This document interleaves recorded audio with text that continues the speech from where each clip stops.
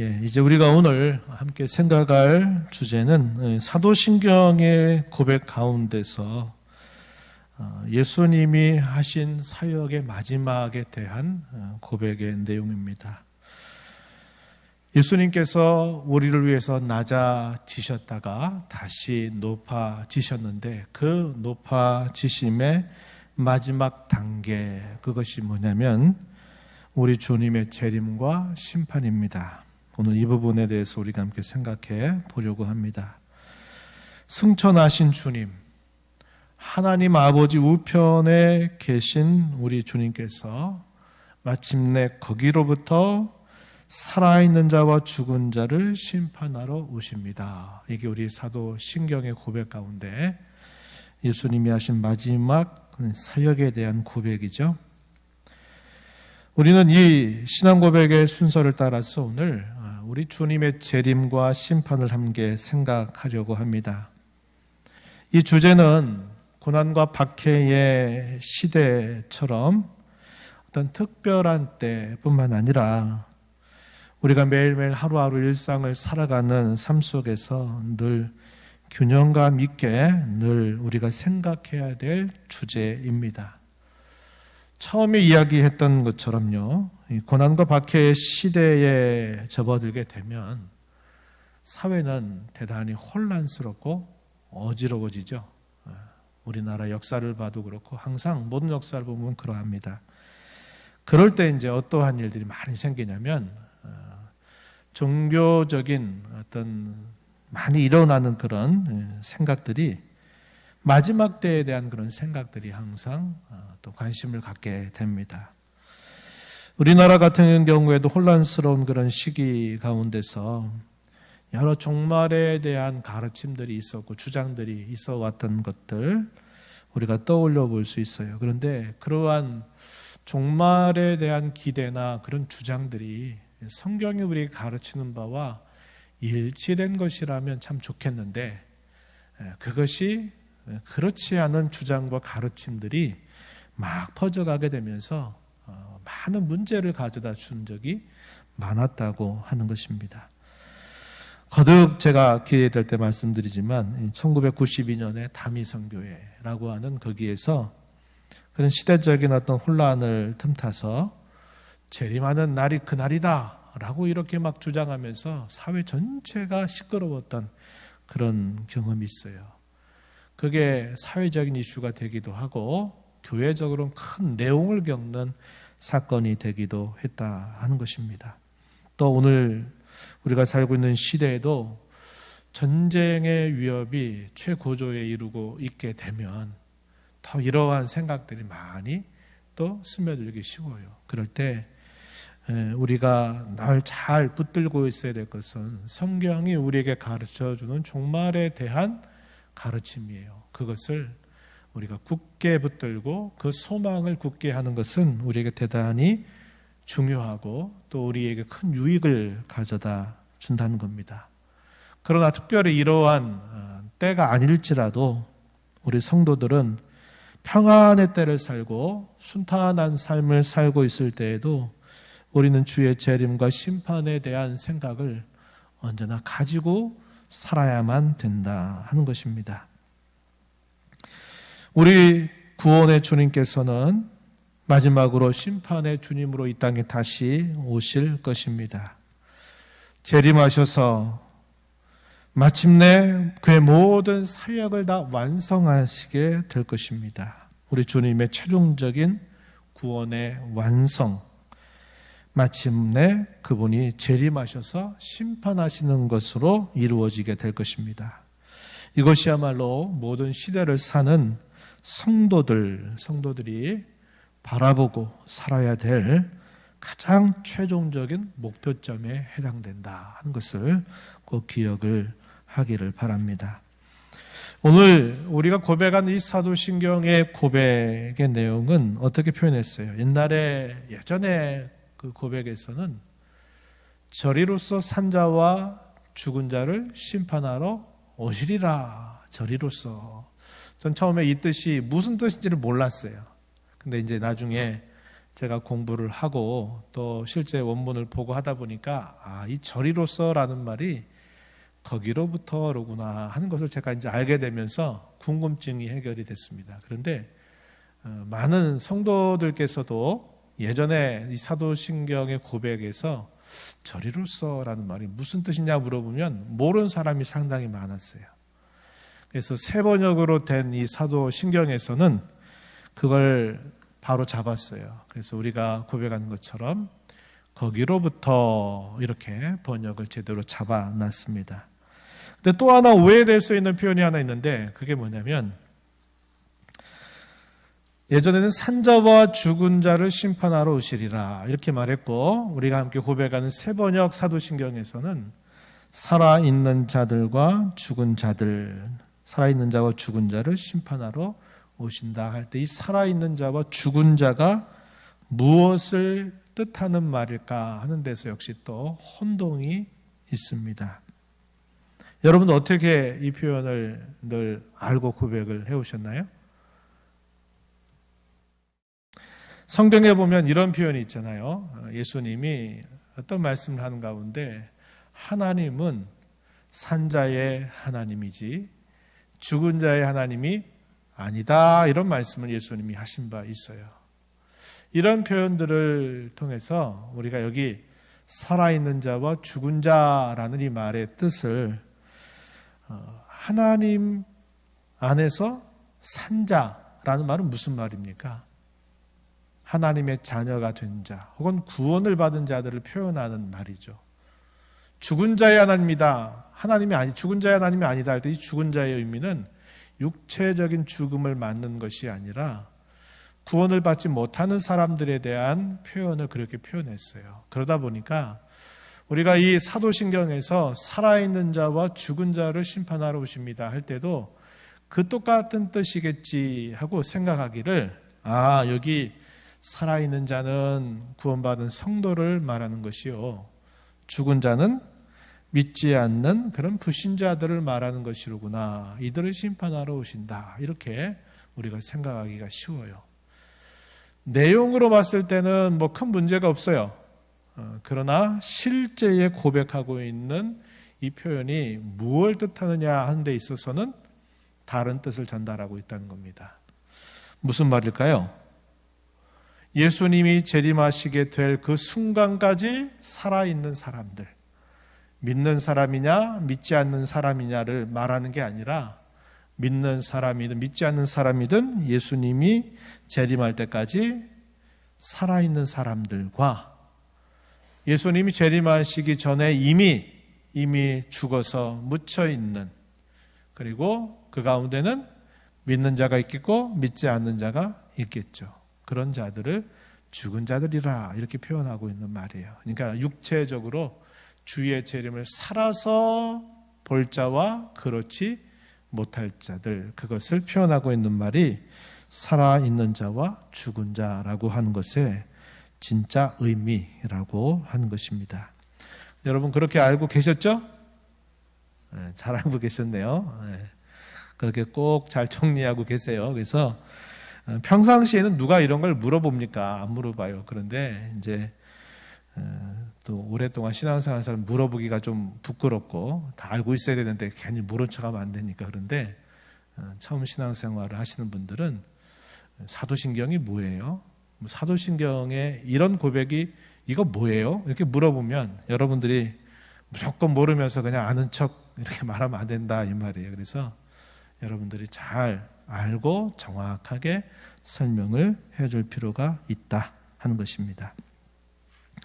우리 주님의 재림과 심판에 대해서 우리가 함께 이제 계속 생각을 해봅니다. 주님께서 재림하신다고 하시는 이 약속은 우리에게 있어서는 남아있는 마지막 약속이에요. 그래서 이 약속의 관점에서 보게 되면 그리스도의 재림하시는 이 고백은 모든 약속의 가장 마지막 성취라는 것을 우리에게 알려주는 의미가 있어요. 그러나 또 다른 면에서 또 생각해 볼 수 있어요. 우리가 구원받았다고 말할 때 이 구원에 대해서 생각할 때 우리 주님의 재림은 한편으로는 심판을 위한 것이면서 동시에 또 한편으로는 우리의 구원의 완성을 위한 것이다. 이런 면에서도 생각해 보는 것이 우리 주님의 재림이다 하는 것입니다. 그리스도의 재림과 함께 일어난 일이 무엇이라고 우리에게 가르쳐 줄까요?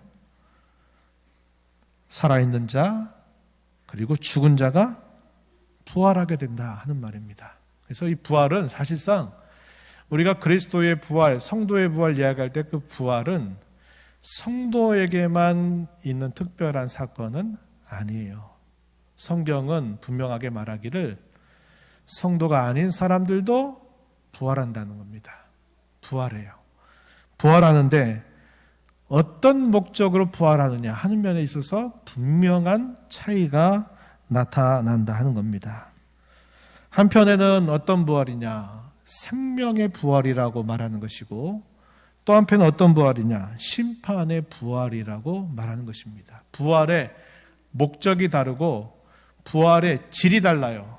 그러나 성경은 공히 믿는 사람이든 믿지 않는 사람이든 모두가 다 부활한다라고 가르쳐 주고 있다 하는 것입니다. 왜 부활할까요? 심판을 위해서, 구원을 완성하기 위해서 결국 부활하게 된다. 이렇게 말합니다. 요한복음 5장 28절과 29절에서 예수님이 하셨던 말씀 중에 이런 말씀이 나타납니다. 요한복음 5장 28절 말씀 한번 소개해 드리죠. 이를 놀랍게 여기지 말라. 무덤 속에 있는 자가 다 그의 음성을 들을 때가 오나니 선한 일을 행한 자는 생명의 부활로 악한 일을 행한 자는 심판의 부활로 나오리라. 예수님 이렇게 말씀하세요. 그래서 부활은 공이 동일하게 있지만 하나의 부활은 생명의 부활로 또 하나의 부활은 심판의 부활로 이렇게 주님이 구별하여 설명을 하고 있다 하는 겁니다. 그럼 우리 주님의 심판에 대해서 또 우리가 생각해 보면 살아있는 자와 죽은 자를 다시 살리시는 우리 주님께서는 그들의 행위를 따라서 심판하실 것입니다. 우리가 잘 아는 이브리서 9장 27절 말씀대로 한 번 죽는 것은 사람에게 정한 것이지만 그 후에는 심판이 있을 것이다 라고 했던 것처럼 반드시 심판이 따라오는데 하나는 영생 복락을 위한 것이고 하나는 영원한 형벌을 위한 것임을 가르쳐 주고 있습니다. 예수님은 이것을 하나의 비유로서 잘 우리에게 설명해 주신 바가 있어요.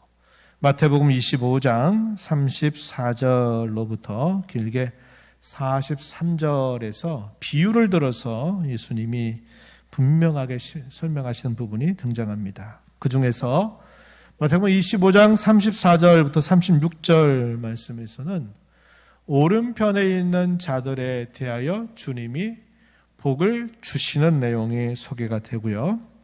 41절부터 43절 내용에서는 왼편에 있는 자들에게 형벌을 내리시는 말씀이 주어집니다. 우리 한번 읽어볼까요? 마태복음 25장 34절 말씀 앞에 있는 대로 우리 함께 천천히 소리내어 읽어보겠습니다. 시작. 그때 임금이 그 오른편에 있는 자들에게 이르시되 내 아버지께 복받을 자들이여 나와 창세로부터 너희를 위하여 예비된 나라를 상속받으라. 내가 줄일 때 너희가 먹을 것을 주었고 목마를 때 마시게 하였고 나그네 되었을 때 영접하였고 헐벗었을 때 옷을 입혔고 병들었을 때 돌보았고 옥에 갇혔을 때 와서 보았느니라. 이렇게 말씀하시면서 창세로부터 너희를 위하여 예비된 나라를 상속받으라 이렇게 선언을 하시죠. 반면에 왼편에 있는 자들을 향해서는 이렇게 말씀하십니다. 저주를 받은 자들아 나를 떠나 마귀와 그 사자들을 위하여 예비된 영원한 불에 들어가라 이렇게 말씀을 하셔요. 그래서 그리스도의 심판으로 말미암아 이 두 갈림길 앞에 모든 사람은 서게 될 것이고 그 갈림길의 중요한 기준은 그가 성도냐 아니냐 또 다르게는 그리스도를 진정으로 믿는 진짜 믿음을 가지고 있느냐 그렇지 않느냐에 따라서 이러한 갈림길이 드러나게 된다고 가르쳐 주고 있습니다. 이와 관련해서 여러분들에게 하나의 좀 이야기를 하나 더 좀 덧붙여 드린다면 그게 있어요. 천년왕국이라는 것에 대하여 여러분들 들어보신 바가 있죠? 천년왕국. 그래서 이 천년왕국에 대해서 이렇게 많은 이야기들이 또 회자가 되곤 하는데요. 이 1000년 동안 왕노릇한다라고 하는 이 표현이 요한계시록 20장에 단 한 번 딱 등장해요. 그래가지고 1000년 동안 다스린다 하는 것을 문자 그대로 그 말씀을 받는 경우에 뭐라고 말하면 그걸 천년왕국이다 이렇게 말하는 것이고, 그 표현은 문자적으로 이해할 표현이 아니라 그건 상징적인 의미를 담고 있다 그럴 때는 실제적인 천년왕국이 아니다. 그래서 그걸 뭐라고 말하냐면 무천년이다. 천년을 말하는 게 아니다. 그런 의미에서 무천년을 이렇게 주장하는 것입니다. 그리고 이 천년에 대한 문자적인 이해를 하는 이들 중에 또 두 가지로 그게 갈라져요. 그래서 전천년설이 하나가 있고요. 또 후천년설이라고 하는 게 있습니다. 전천년설이라고 하는 이 말은 무슨 말이냐면 이렇게 이해하시면 돼요. 1000년 전에 그리스도께서 재림하신다. 이런 말입니다. 이걸 전천년설이라고 하고요. 1000년 후에 그리스도께서 재림하신다라고 주장하는 것을 두고 후천년설이다. 이렇게 말해요. 전천년설은 그렇게 전천년설을 문자대로 주장을 하게 되면 그리스도의 재림은 실제로 두 번이 되는 겁니다. 그래서 1000년 왕국이 세워지기 직전에 한 번 재림하고 1000년 왕국이 끝나고 난 다음에 극심한 환난의 시대가 도래해서 그 환난을 잠재우고 이제 주님이 최종적으로 재림하셔야 된다. 그래서 예수님의 재림을 몇 번 이야기하냐면 두 번 이야기해요. 여러분 성경 어디에서 예수님이 재림을 두 번 이야기하는 적이 있을까요? 그렇게 말하지 않는단 말이죠. 그래서 이게 모순이 되는 거예요. 그리고 이 전천년설 안에는 또 어떤 게 있냐면 역사적인 전천년설이라는 게 있고 또 하나는 세대론적 전천년설이 있어요. 여러분 천년선 얘기하면서 3년 반 환란, 전 3년 반, 후 3년 반 환란 들어보신 적 있어요? 있습니까?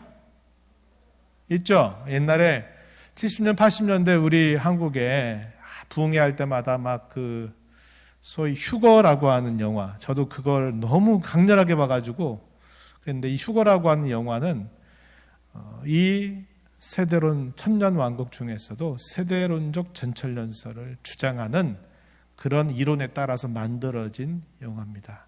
그래가지고 전 3년 반, 후 3년 반 잘 견뎌서 그 환난에서 견뎌내는 사람이 결국 구원을 받고 그렇지 못한 사람은 심판받는다. 이렇게 말하는 거예요. 그러한 내용들은 결국 성경을 어떻게 이제 보느냐 할 때 우리가 보는 그 성경의 관점과 거리가 멀어요. 그래서 참고적으로 여러분들이 그런 정도가 있다 하는 것만 기억하시면 되고, 요한계시록을 우리가 해석할 때는 제가 여러분들에게 우리가 요한계시록 읽을 때 설명을 드리지만 그 1000년이라고 하는 숫자를 문자적으로 이해하지 않아요.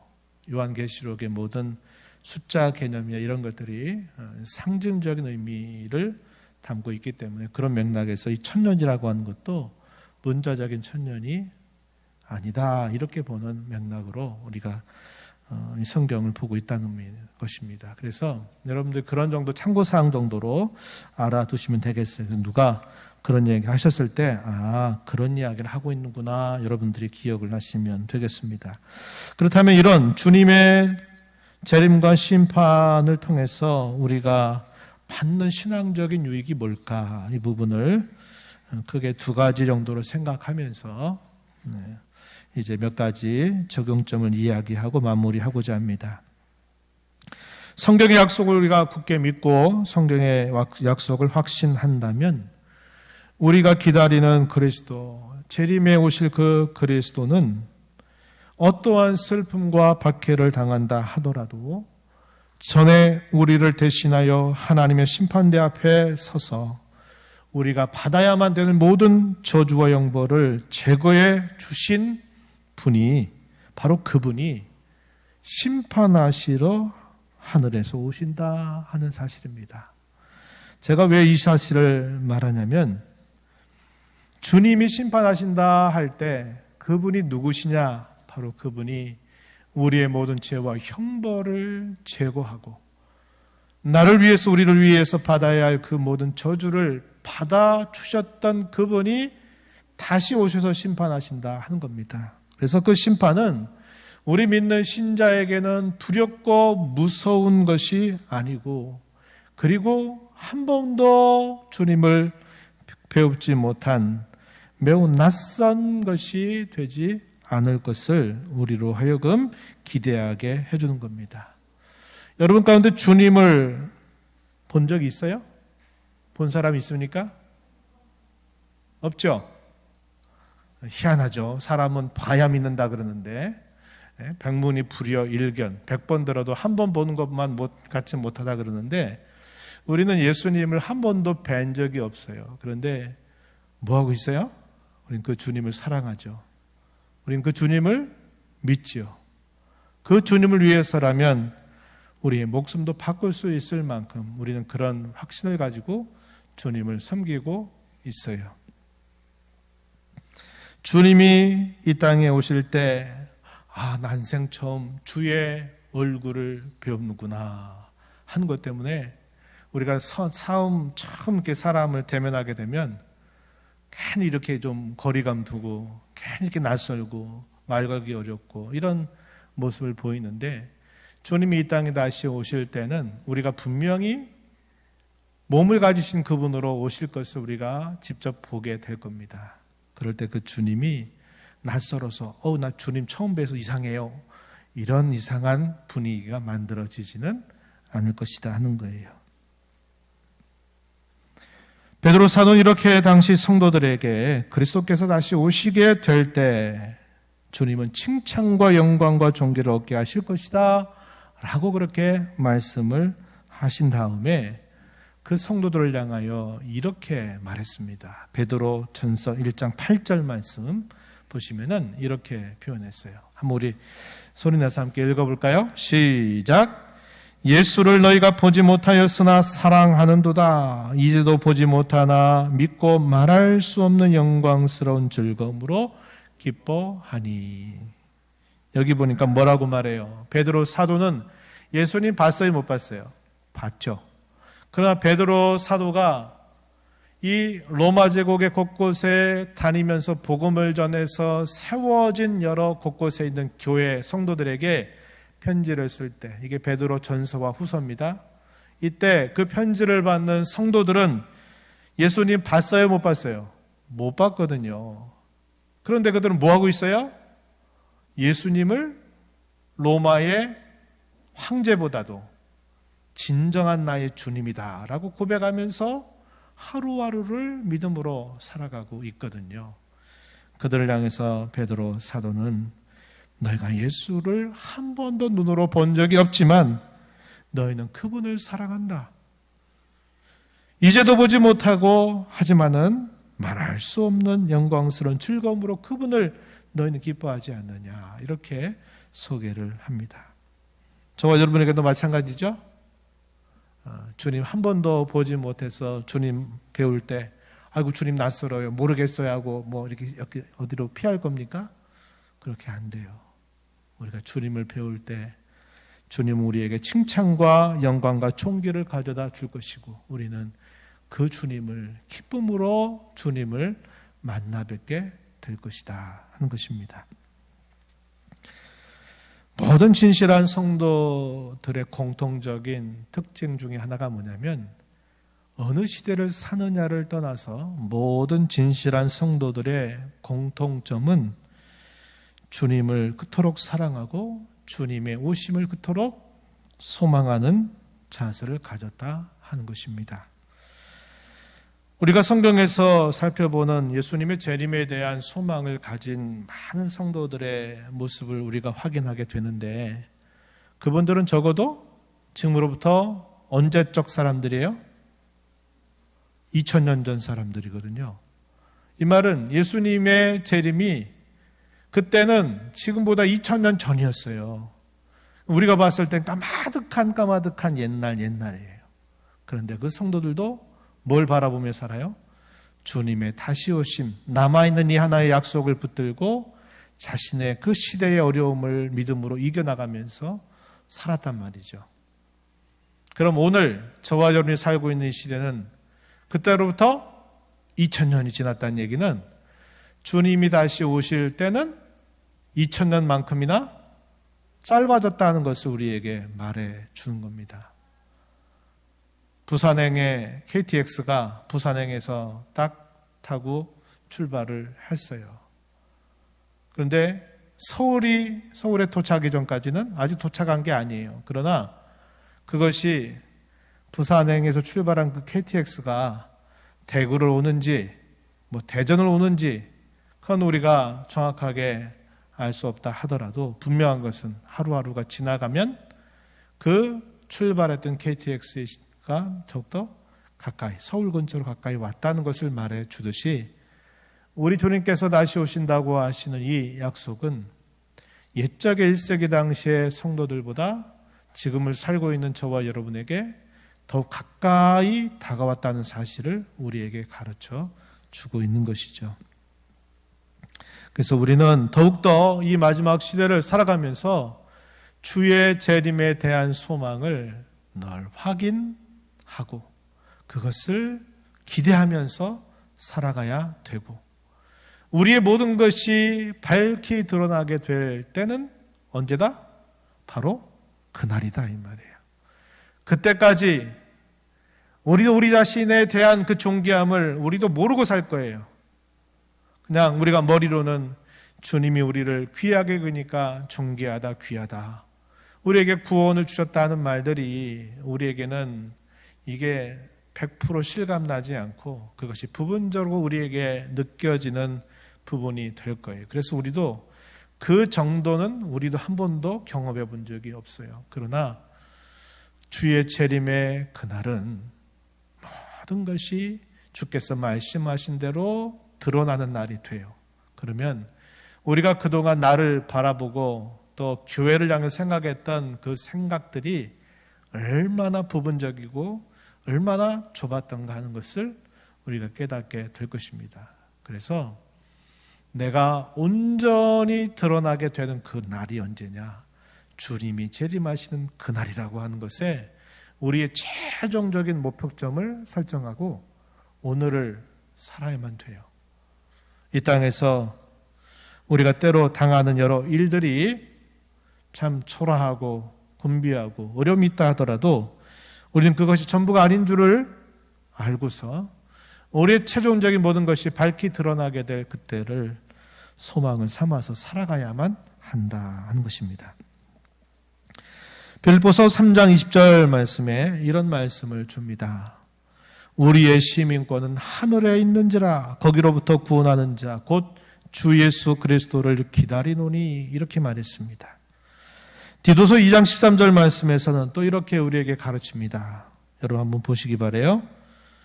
복스러운 소망 우리의 크신 하나님 구주 예수 그리스도의 영광이 나타나심을 기다리게 하셨다. 누구에게?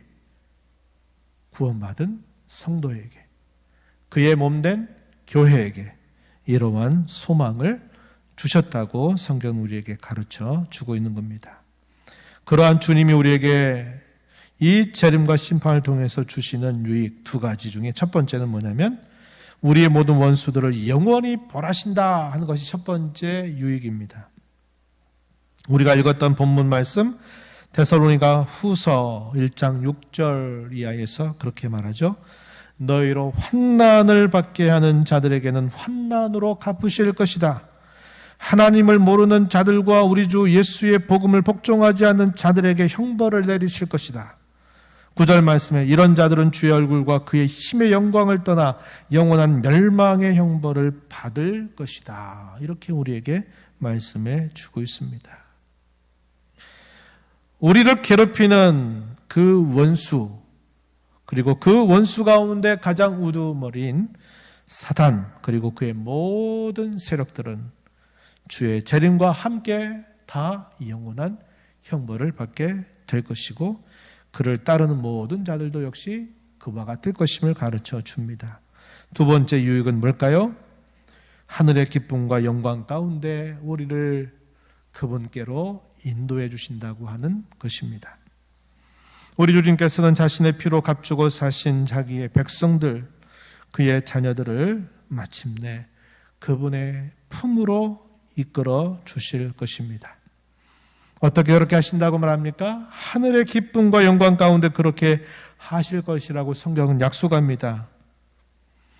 우리 몇몇 사람들만이 아니라 그분의 택하심을 받은 모든 신자들과 함께 그렇게 된다고 성경은 우리에게 약속합니다. 그때에는 참으로 복되고 즐거운 만남이 이루어질 거예요. 창세로부터 태어나 살았던 모든 사람들, 그리고 지금을 살고 있는 사람들, 우리보다 앞서 떠나가신 우리의 부모, 우리 앞선 조상들, 그리고 우리의 후손들을 포함해서 모든 그리스도에게 접붙임을 받은 모든 신자들의 영광스럽고 찬란한 만남이 이루어지는 날이 될 것입니다. 그래서 우리는 성도의 죽음을 한편으로는 애도하지만 성도의 죽음에 대하여 우리는 너무 슬퍼하지 않는 것이에요. 왜?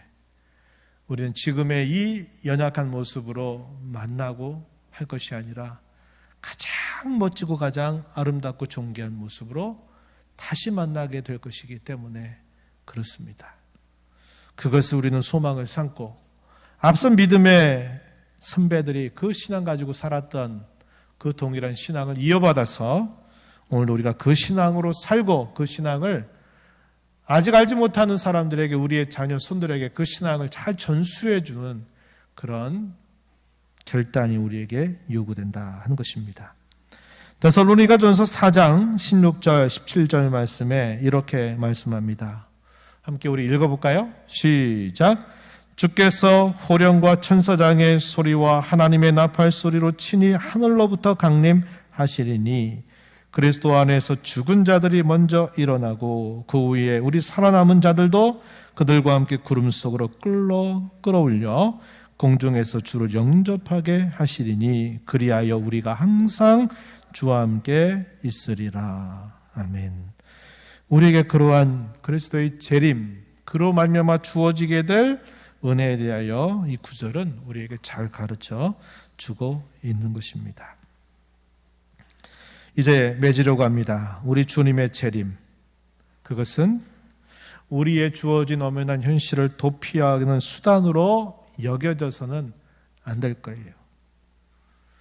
옛적에 많이 그랬습니다. 어려운 때, 전쟁 이후, 또 먹고 살기 힘들었던 시절에 주의 재림에 대한 소망을 너무 강렬하게 가진 나머지, 잘못된 신앙이 아니라 재림 신앙을 너무 많이 가졌던 나머지, 그 당시에 앞선 우리 믿음의 선배들은 어떻게 했느냐? 현실에 도피하듯이 살았어요. 치우쳤다 이 말이에요. 그래서 오늘을 내가 하나님 앞에 어떻게 살아야 될까?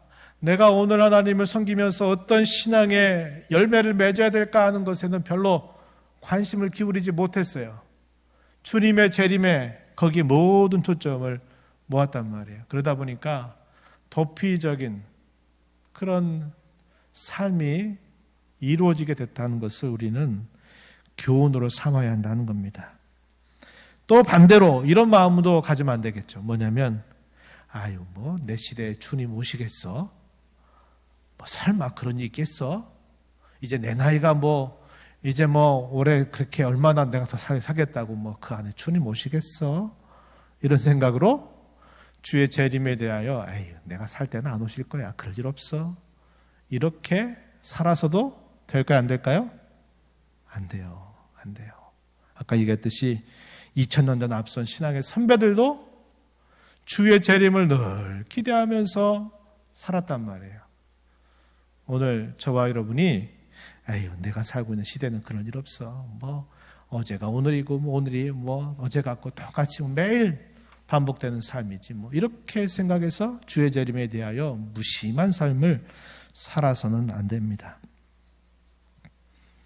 우리의 구원의 최종적인 완성은 주의 재림과 심판으로 완성된다는 것을 우리는 기억해야 되겠고, 아까 말씀드렸듯이 KTX가 부산에서 출발했지만 옛적과 달라요. 이제 서울역에 도착할 시간이 훨씬 더 가까워졌다는 얘기는 주의 재림이 이제 더 가까이 실제적으로 다가왔다는 것을 우리에게 말해줍니다.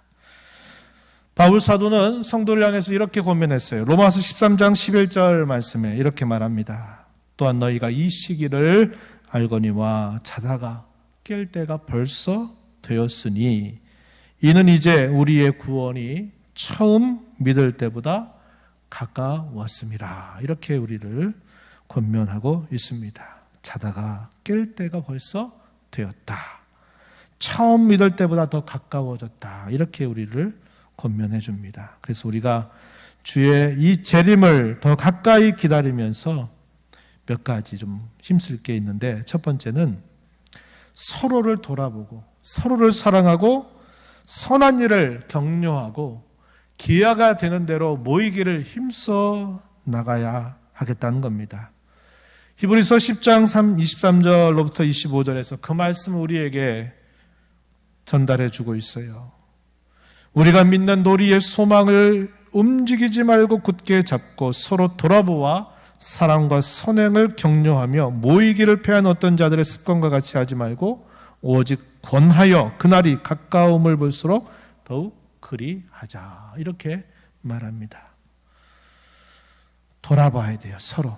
나만 지키면 되지 이런 마음을 갖지 말고 서로를 돌아보아서 사랑하고 선한 일을 격려하면서 모일 때가 있을 때는 모이기를 힘쓰자 하는 것입니다. 두 번째는 주님의 편에 늘 서도록 더 힘쓰자는 거예요.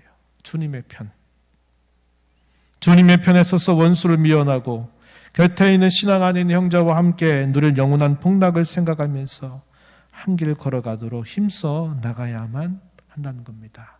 많은 선택의 갈림길 앞에서 우리는 주님의 편을 생각하고 그 편에 서는 일에 항상 거기에 마음을 쓰자고 하는 거예요.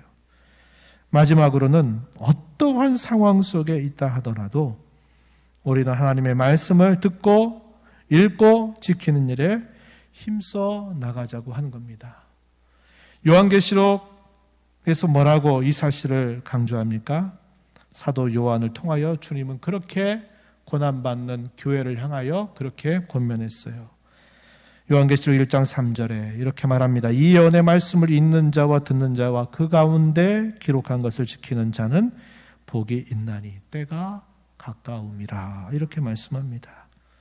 아까 오전 시간에 나누었던 말씀도 그거죠. 위기와 공경의 때일수록 우리는 가장 우리의 신앙의 기본, 하나님을 굳게 믿고 또 그 믿음을 따라서 비록 부족하고 연약하지만 순종의 자리로 나아갈 때 하나님은 그 순종을 더 온전한 것으로 만들어 주시고 또 다른 구원의 이야기를 우리에게 쓰게 해 주실 것이다 하는 것을 우리가 오전 시간에 나눈 바 있습니다.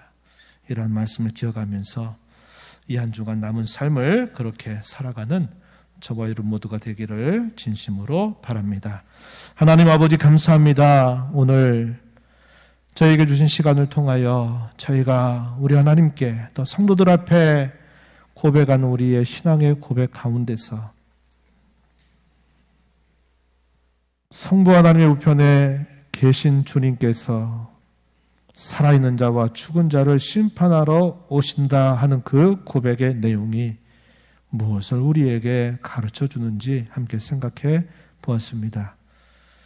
구원의 최종적인 완성이 주의 재림과 심판에서 완성될 것을 바라보고 옛적에 주님을 사랑했던 성도들이 늘 갖고 살았던 그 재림에 대한 소망을 더욱 분명하게 붙잡고 어느 때보다 마지막 때를 살아가는 저희들이 그리스도의 재림을 바라보면서 오늘을 믿음으로 순종으로 살아가는 복된 성도, 교회가 되게 하여 주옵소서. 예수님 이름으로 기도하옵나이다. 아멘.